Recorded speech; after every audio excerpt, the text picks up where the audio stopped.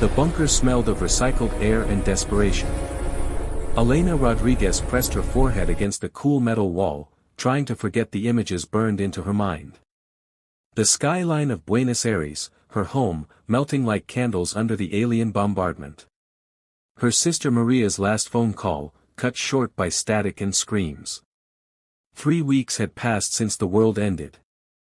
3 weeks since ships appeared in the sky and turned metropolises into graves.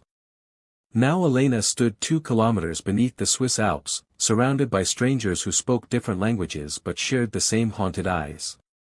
"You must be the architect," a voice said behind her. Elena turned to find a man in his late 30s, Asian features, wearing a wrinkled lab coat over civilian clothes. His dark hair stuck up in places, and exhaustion shadowed his eyes. Despite everything, he managed a small, polite smile. "Elena Rodriguez," she said, not bothering to hide the weariness in her voice. "And you are?" "Dr. James Chen. Quantum physics, formerly of the Singapore Institute of Technology." He gestured toward the maze of corridors beyond them. "Currently employed as humanity's last hope, apparently." She almost laughed. "Almost. They told me I would be designing shelters. Underground cities for people to hide in while the monsters circle above." "Actually," James said, pulling a tablet from his coat pocket, "they want us to design something else entirely. Something much more ambitious." He tapped the screen, and holographic blueprints bloomed between them. Ships. Thousands of ships. Elena studied the designs with professional interest, her architect's mind automatically noting structural weaknesses and inefficient layouts. "These won't work," she said flatly. "The load-bearing supports are wrong. You will lose hull integrity during atmospheric exit." James's smile widened slightly. "That is exactly what I told General Tanaka. She said you would spot it immediately." He swiped to a new file. "I have been working on the propulsion systems. Faster-than-light travel using principles we only theorized about 6 months ago. But I know nothing about making spaces where people can actually live. That is where you come in." "We are really doing this," Elena said softly. "We are leaving Earth." "We are," James confirmed, and something in his voice made her look up from the blueprints. His eyes held the same loss she carried. "But we are also fighting back. Every ship we build is an act of defiance. Every person we save is a promise that humanity survives."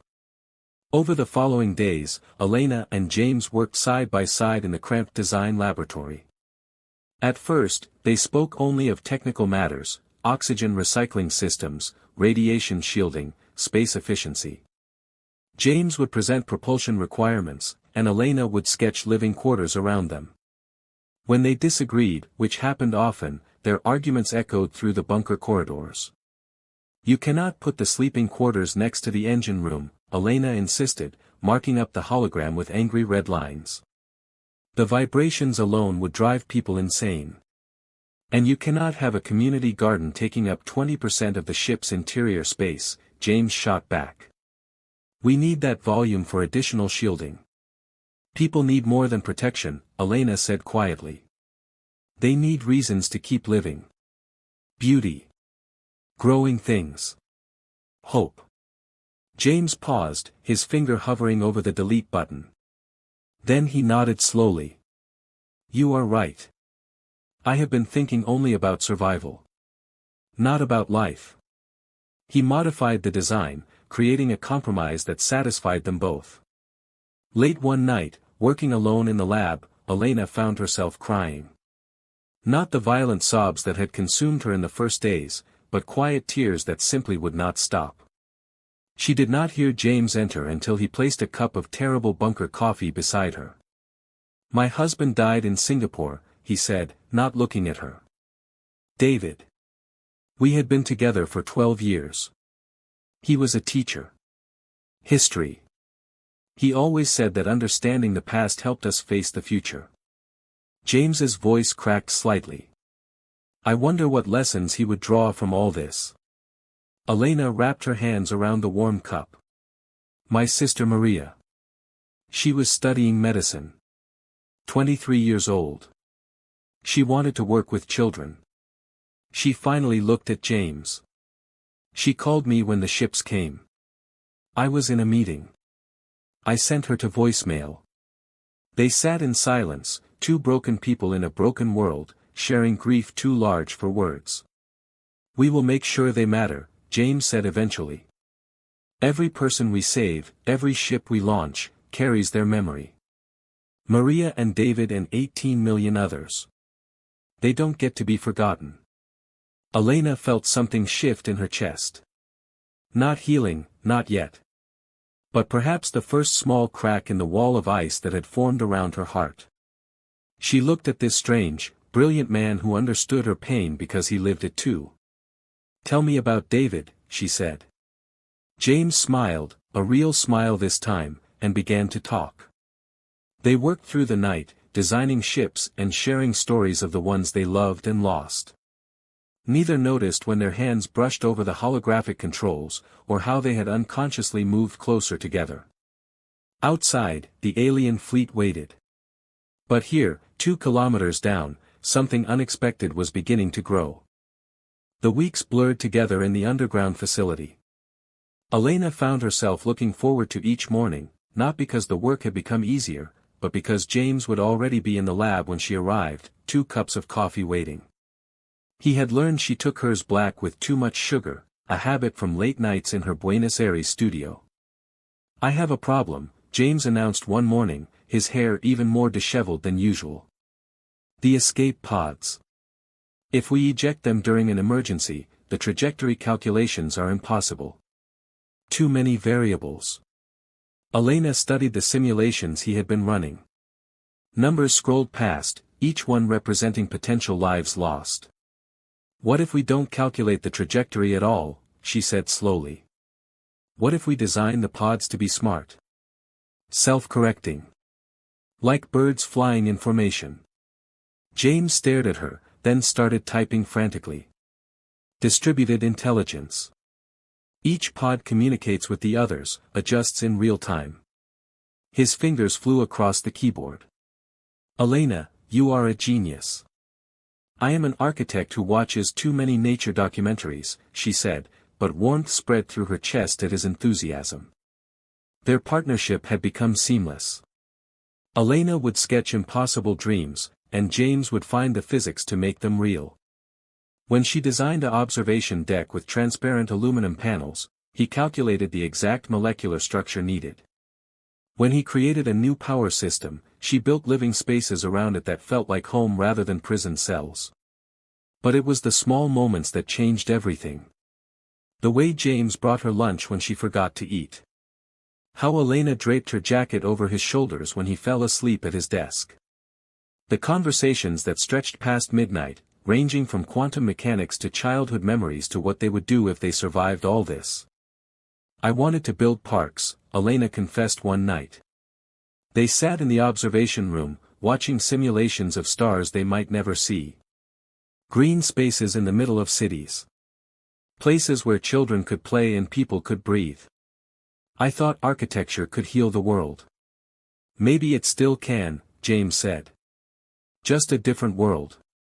A bigger one. She turned to look at him. In the dim light, his face was soft, vulnerable. Do you really believe we will win this? I believe we will never stop fighting, he replied. That has to count for something. 2 months into their collaboration, General Tanaka assigned them to a field mission.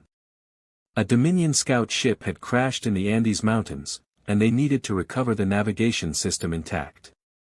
Elena knew the region, she had designed a mountain resort there years ago. James understood the alien technology. Together, they were the logical choice. The helicopter ride to the crash site was tense and silent. Elena checked her equipment repeatedly, trying not to think about the last time she had seen mountains. The last time the sky had been safe. Nervous? James asked, his voice barely audible over the rotor noise. Terrified, she admitted. He reached over and squeezed her hand. The touch sent electricity through her, not from fear but something else entirely. Something she had not felt since the world ended. Something she had no right to feel when so many were dead. But James did not let go, and Elena did not pull away. The crash site was a scar across the mountainside, blackened earth and twisted metal.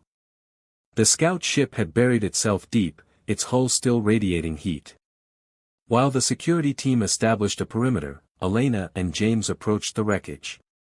The navigation core should be in the central compartment, James said, consulting his scanner.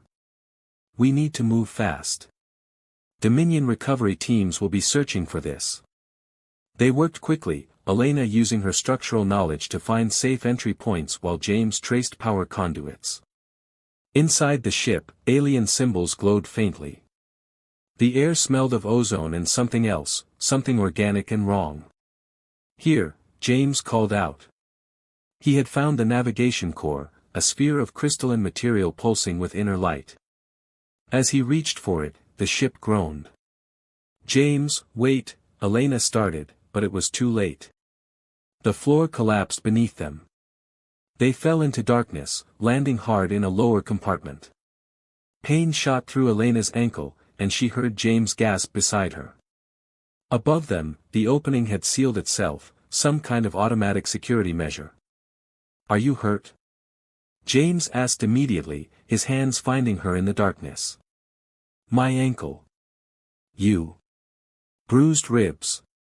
Nothing broken. His scanner had survived the fall, casting a weak blue light. The good news is we found a secondary exit. The bad news is it will take hours to cut through. Hours we might not have, Elena said. The ship's systems were activating around them, responding to the intrusion. Red lights began pulsing along the walls. James pulled out a cutting tool and began working on the sealed hatch. Elena sat with her back against the wall, trying to ignore the throbbing in her ankle. The situation was absurd. They were trapped in an alien ship, kilometers from help, with enemy forces potentially on the way. James, she said suddenly. If we don't make it out. We will make it out. But if we don't, I need you to know something. She took a breath. These past months, working with you, laughing with you, learning from you, it has been the only good thing in all this darkness. You made me remember what it feels like to be alive. The cutting tool went silent.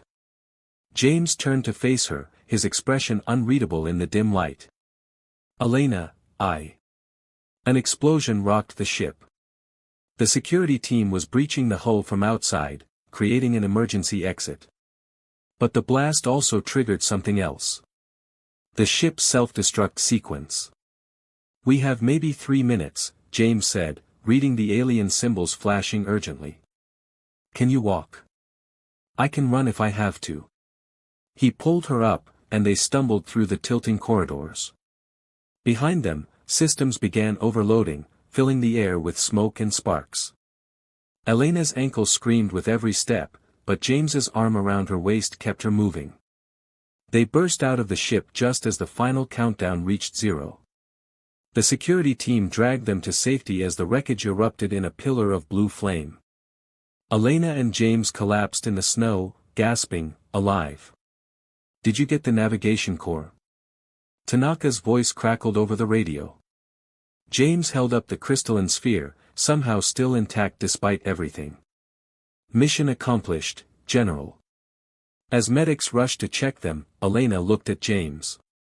His face was smudged with ash, his coat torn, but he was smiling. Really smiling. What you said in there, he began. About these months. She kissed him. It was impulsive, reckless, completely inappropriate given the circumstances. His lips were cold from the mountain air but warmed quickly under hers. For a moment, the war did not exist. The dead did not haunt them. There was only this, 2 people finding something precious in the ruins of everything. When they finally pulled apart, Elena rested her forehead against his. I am not sorry, she whispered. Good, James replied, his smile widening. Because I have been wanting to do that for weeks. The helicopter ride back to the bunker was different. They sat close, fingers intertwined, speaking in quiet voices about futures that suddenly seemed possible. Neither mentioned that loving someone in wartime was dangerous. That every attachment was a potential wound waiting to happen. They both knew. They loved anyway. The evacuation order came 6 months later. Dominion intelligence reported an extermination fleet gathering, every warship they possessed, heading for Earth. General Tanaka gave humanity 30 days to disappear. Elena and James worked around the clock, finalizing designs for the colony ships. Their relationship had become an open secret in the bunker. People smiled when they saw them together, grateful for any reminder that love still existed. "We have a problem," Tanaka said, calling them to her office. "The evacuation requires someone to stay behind. To activate Earth's defense grid at the precise moment the Dominion fleet arrives. It's a one-way mission." Elena felt James tense beside her. "A trap," she said quietly. "The largest one in human history," Tanaka confirmed. "We've turned the entire planet into a weapon. But someone has to trigger it manually. Someone has to wait until the fleet is in position." She paused. "I'm asking for volunteers." That night, Elena and James lay together in his quarters, neither sleeping. "We could run," James whispered. "Take a small ship. Disappear into the galaxy together." "We could," Elena agreed. "But we won't." He turned to face her, tracing her jawline with gentle fingers. "I finally found you. I don't want to lose you." "Then we don't separate," Elena said. "We both stay. We trigger the defense grid together." "Elena, no. You think I can live in the stars knowing I left you behind?" "We saved humanity together, James. Let us give them their future the same way." They argued through the night, each trying to convince the other to leave. Neither would yield. By morning, they had reached their decision. Tanaka tried to refuse. "I can't lose both of you. You're too valuable." "Our designs are complete," James said. "Others can build the ships now. But this we do ourselves." The evacuation took 28 days. 8 billion humans scattered across the galaxy like seeds on the wind. Colony ships, hidden bases, generation vessels heading for distant stars. Elena and James watched from Earth's command center as the last transport departed. Now they were alone on an empty planet, waiting for the enemy. "Tell me again about the park you wanted to build," James said, holding her close. Elena smiled, imagining green spaces among the ruins. 100 hectares. Trees from every continent. A fountain in the center where children could play. Benches where old couples could watch sunsets. "I would have visited every day," he murmured. "Just to see your work." The Dominion fleet appeared 3 days later. Thousands of ships, blocking out the sun. They moved into position slowly, confidently, ready to burn the planet clean. Elena's hand found James's on the activation console. Their fingers intertwined one last time. "No regrets?" he asked. "Only that we didn't have more time." "We had enough time to matter," James said. "We had enough time to love." The fleet reached optimal position. High Sovereign Vorith himself was aboard the flagship, come to watch humanity's homeworld die. He never understood what the humans had built. Never realized the entire planet had become a bomb. Elena and James pressed the activation button together. Earth's core destabilized in a precisely calculated chain reaction. The planet didn't explode, it collapsed, creating a temporary singularity that pulled the entire Dominion fleet into oblivion. Vorith had seconds to scream before his flagship was crushed to atoms. In those final moments, as reality bent around them, Elena and James held each other close. "I love you," she whispered. "I love you," he answered. "In this life and whatever comes next." The singularity consumed them, along with the planet and the fleet and 12,000 years of tyranny.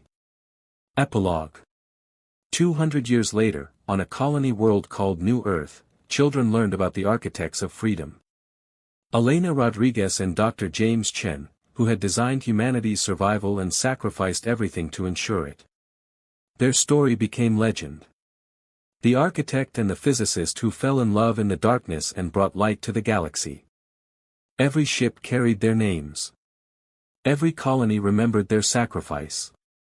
And sometimes, on clear nights when the stars aligned just right, people swore they could feel two souls still watching over humanity, forever together among the infinite, beautiful darkness they had helped set free. The end.